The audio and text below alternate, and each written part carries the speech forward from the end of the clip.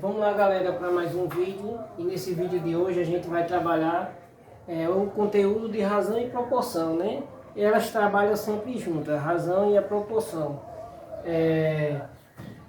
Mas vamos entender primeiro o que é uma razão.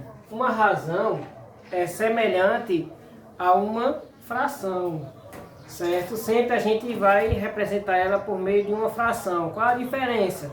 Que na razão, normalmente, a gente trabalha duas grandezas. E o que são grandezas, professor? Um exemplo, o litro de combustível em relação ao seu valor. São duas grandezas, porque eu estou trabalhando volume, capacidade, e estou trabalhando dinheiro, né? O valor dele. São duas grandezas diferentes. Deixa eu ver outra grandeza. Um exemplo, velocidade pelo tempo. A gente não sempre dá quilômetros por hora em velocidade. Eu vou trabalhar o quê? O tempo, que é dado em horas, e o percurso, ou seja, a distância, que é dada em quilômetros. É a razão entre duas grandezas. E eu deixei uns exemplos aqui para vocês entenderem. Deixa eu ler aqui. Uma torneira aberta despeja 20 litros a cada minuto em uma cisterna. Qual a razão que representa a vazão dessa torneira por segundo? Ou seja, ela despeja 20 litros de água em cada minuto. Se eu estou pedindo uma razão, então eu vou ter que colocar ela em forma de fração. Só que aqui está pedindo em segundos. E a gente sabe que 1 minuto é igual a 60 segundos. Representando aqui ela por meio de uma razão, eu vou pegar litros por segundos. Ou seja, ela despeja 20 litros a cada 60 segundos. Professor, eu poderia simplificar? Poderia sim. É o seu critério. Vamos simplificar aqui para ver como é que ficaria. Divido por 2 e por 2, dá 10. E aqui 30. Divido por 2 e por 2. Aqui fica 5 e 15. Divido por 5 e por 5. Então a razão a gente poderia dizer que seria de 1/3. Certo? Difícil não, né? E para continuar aí, eu deixei algumas questões para que vocês representassem as razões descritas em cada frase. Na primeira questão, na primeira frase tem assim: em um campeonato de vôlei, determinada equipe venceu 8 jogos dos 13 jogos que disputou. Como é que a gente vai determinar a razão aqui? Seria 8 jogos que ela ganhou dos 13. Quase a mesma coisa de fração, né? Então a razão seria 8/13. Já estou dando a resposta. Deixa eu pegar outra aqui para dar a resposta. Eu gosto de vocês. Na letra D. Em certa loja, um vendedor recebe R$3 de comissão para cada R$80 em mercadoria vendida. Então, qual seria a razão? 3 sobre 80. Só basta fazer isso agora na letra B e C, né? Quem está vendo o vídeo aí, só basta completar. Isso aqui é a letra A, isso aqui é a letra D. Na segunda questão, eu disse o seguinte: em um supermercado, a razão entre as vendas de suco de maçã e as de suco de laranja é de 1/9. Responda abaixo com base nessas informações. A cada 10 sucos dessas frutas vendidas, quantos são de maçãs? Aí vocês vão observar aí, se a razão é de 1/9, e quando for 10, como será a razão? Vocês analisem direitinho e respondam. Na letra B, a cada 20 sucos dessas frutas vendidas, quantas são de maçã? Vocês tentem responder. A cada venda de 4 sucos de maçã corresponde a quantos sucos de laranja vendidos? E depois tem algumas perguntinhas básicas. As razões 1/9 e 2/18 são iguais? Basta fazer o quê? Transformar elas em números decimais para poder julgar isso aí. Tem a letra E também. Encerrando aqui o assunto de razão, deu para entender, né? Razão é sempre representada por meio de uma fração. E a gente trabalha muito com razão também em plantas, em mapas. Eu não sei se vocês já observaram no mapa. Normalmente tem um assim parecido com esse. 1 centímetro para cada, vamos supor, 1 milhão de centímetros. Dê uma olhada aí no mapa do Brasil, no livro de geografia, acho que no livro de história muitas vezes deve ter. São a quantidade de vezes que esse mapa foi diminuído, ou seja, ele foi reduzido. Aqui eu tenho uma razão de 1 para 1 milhão. Tanto faz eu representar uma razão por meio de uma divisão com esses dois pontinhos ou por meio de uma fração. Lembrando que uma fração eu posso representar ela por meio de uma divisão. Por isso que eu posso representar dessa forma ou dessa. Nos livros de vocês podem estar representados de uma das duas formas, certo? E vamos entender um pouco sobre grandezas diretamente proporcionais.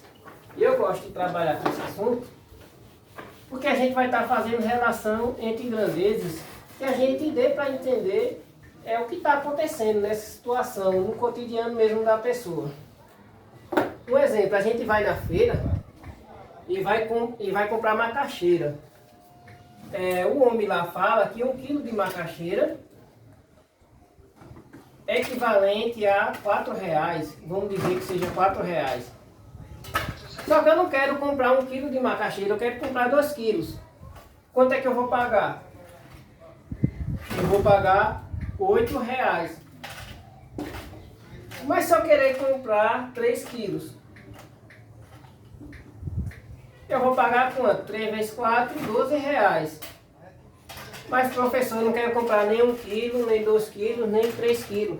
Eu quero comprar só 1,5 kg.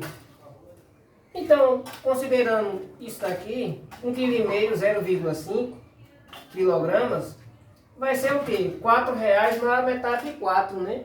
Ficaria R$6. E assim vocês vão entendendo.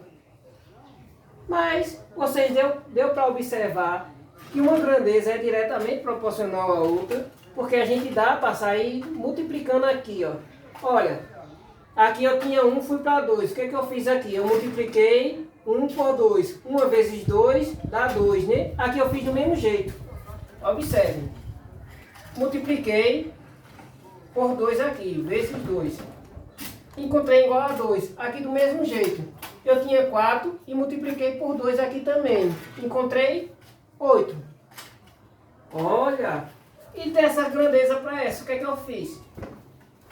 Multipliquei 1 vezes 3, encontrei 3. E aqui eu multipliquei 1 vezes 3, 1 vezes 3 não, 4 vezes 3, encontrei quem? 12. Isso é grandezas diretamente proporcionais. Eu poderia continuar aqui com isso aqui. Se eu quisesse 4 quilogramas, quanto é que eu pagaria? R$16. Professor, mas por quê? A gente só basta pegar do 1 para saber? Não. Eu posso pegar daqui também. Vamos pegar um exemplo daqui. Levando em consideração aqui, de 2 kg para 4 kg.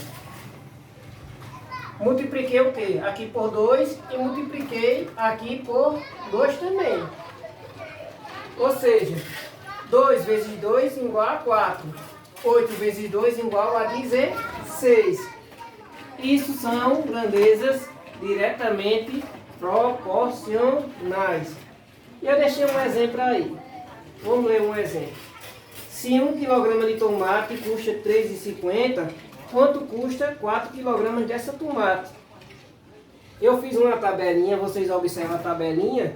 E se vocês saírem multiplicando ou dividindo, vocês observem que sempre vai aumentando o valor, né? Se um lado aumenta, o outro lado também vai aumentar. se uma grandeza, nesse caso a grandeza aqui é o quê? A grandeza massa, né? Essa massa está dada em quê? Em quilogramas. E esse outro lado é o quê? O valor, né? O preço, que é dado em quem? Em reais. São duas grandezas diferentes. Mas se eu multiplico um lado por um valor, o outro lado também vai ser multiplicado pelo mesmo valor, dando o resultado favorável, né? Difícil? Não. E para isso, eu deixei uma questãozinha só, nessa questão do dia 8/10, trabalhando essa parte de grandezas diretamente proporcionais. Vou ler aqui. Renata foi na feira comprar laranja, sabendo que um quilo de laranja estava custando R$ 4 e que ela comprou 6 quilogramas. Quanto Renata pagou pelas laranjas compradas? Nossa, tá óbvio, né? Vocês leiam com atenção, montam uma tabelinha ou então basta multiplicar. Se multiplica um lado por um valor, o outro lado também tem que multiplicar pelo mesmo valor e conseguirá chegar ao resultado favorável. E vamos lá, né? Para a atividade do dia 13/10. Eu deixei mais alguns exercícios do 1 até o 7º, trabalhando grandezas diretamente proporcionais. Aí vocês observem, se multiplicar um lado, o outro lado também tem que ser multiplicado pelo mesmo valor. Na primeira questão, eu deixei várias situações para vocês encontrar o resultado. Eu vou ler aqui a letra A. Nelma usa 2 ovos em uma massa de 12 bolinhos. Em uma massa de 12 bolinhos. Quantos ovos ela irá usar para fazer 48 bolinhos da mesma massa, mantendo a mesma proporção? Aí vocês vão observar, de 12 foi multiplicado por quanto para chegar em 48? Eu vou dar a resposta para vocês entenderem. Vamos lá, vou deixar só a letra A. O seguinte aqui, com dois ovos ela consegue fazer 12 bolinhos. 12 bolinhos. E com, deixa eu ver aqui, e para ela fazer 48 bolinhos, quantos ovos ela irá usar? Observe que o 12 foi multiplicado por quanto para chegar em 48? Por 4, né? Se aqui multiplicou por 4, desse outro lado também tem que multiplicar por 4. Ou seja, 4 vezes 2, 8 ovos, que seria o resultado. Fácil, né? É só vocês observar. Vocês observar que conseguem responder direitinho. E aí tem a letra B, C, D, E, F, G para vocês responderem. Eu não vou responder porque já está na cara, né? Já deixei a resposta da letra A aí para vocês. Fácil, fácil. Ainda tem mais, ó. Tem até H. Agora a terceira questão. Guilherme tem 8 passarinhos. Todos os dias ele dá a cada par dos seus passarinhos 3 folhas de alface. Quantas folhas de alface tem de dar por dia aos seus 8 passarinhos? Aí vocês vão observar aí. Vocês vão observar e tentar responder. A quinta questão também, vocês vão tentar responder. A sexta questão, tem uma tabelinha aí, tem algumas perguntinhas. Só ler com atenção, que tenho certeza que vai dar tudo certo. E na sétima vai completar aí a tabelinha. Do mesmo jeito que eu fiz naquela tabelinha do exercício anterior. Fácil, né? E aí encerra a explicação da atividade do dia 13/10. Vamos agora para a atividade do dia 14/10. Na atividade do dia 14/10, a gente já começa a trabalhar com grandezas inversamente proporcionais. As outras eram diretamente e essa daqui são inversamente. Se ela é inversamente, ela vai ser ao contrário. Como assim, professor? Eu vou deixar um exemplo aqui. Vou ler o exemplo que eu deixei. Para colher o milho que plantou, Francisco utilizará duas colhedeiras juntas. Vão colher toda toda a plantação em 6 dias. Se Francisco contratar 4 colhedeiras, em quantos dias será feita toda a colheita? Vamos lá, né? Vamos trazer uma tabelinha para a gente ver. A gente tem a quantidade de colhedeiras de um lado, é uma grandeza. E quem é a outra grandeza? A outra grandeza é o tempo de colheita, né, em dias. De colheita em dias, né? Vamos ver. Aí aqui está dizendo que 2 colhedeiras, elas conseguem fazer a colheita em 6 dias. Mas se eu tiver 4 colhedeiras, em quantos dias eu vou conseguir fazer essa colheita? A gente pode multiplicar aí. Pode ver que aqui foi multiplicado por 2, não foi? Eu peguei e multipliquei aqui por 2. Mas se eu multiplicar aqui por 2, como é que ficaria? Ficaria 12, né? Só que, oxente, observe só.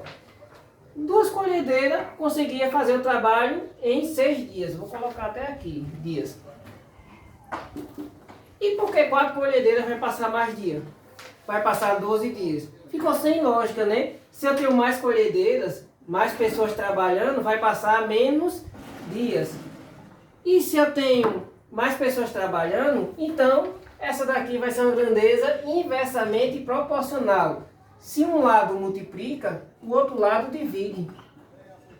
Então, 6 dividido por 2 vai ser igual a 3. Olha só. Eu tenho 2 pessoas trabalhando e elas conseguem fazer o seu trabalho em 6 dias. Se eu tenho mais pessoas trabalhando, ela vai conseguir fazer seu trabalho em menos dias, né? É uma lógica, né? Um exemplo, se eu mando fazer uma casa, um pedreiro só.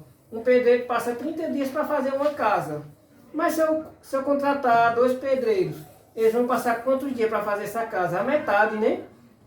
Multipliquei por 2 e divido por 2 do outro lado. Vai ser só 15 dias, né? Vai ser 15 dias. Se um lado multiplica, o outro lado divide. Isso são grandezas inversamente proporcionais. E com isso vocês vão fazer algumas questões aí. Normalmente a gente trabalha com regra de 3. Eu não sei se vocês viram regra de 3 aqui ainda, mas eu vou passar uma questão aqui utilizando isso. Vamos ver. Eu vou responder a primeira questão. Vocês anotem. Flávio tinha 12 passarinhos. Então, vamos ver. Passarinhos. Ele tinha 12. Um pacote grande de ração era suficiente para alimentá-los em 30 dias. Vamos ver. Pacote, dias, né? Em 30 dias. Só que ele ganhou 3 passarinhos. Ele ganhou 3 passarinhos, ficando com 15. Ou seja, vai aumentar aqui, né? Aumentou aqui a proporção. Aí quer saber quanto tempo vai passar esses pacotes de ração. Um tempo X qualquer. Lembra que um lado multiplica e o outro lado divide, só que nesse caso a gente não tem como fazer isso. Por que não tem como fazer isso? Tem, mas fica difícil. A gente vai trabalhar um pouco com regra de 3. A gente pode dizer que 12 quinzeavos é igual a 30 sobre x.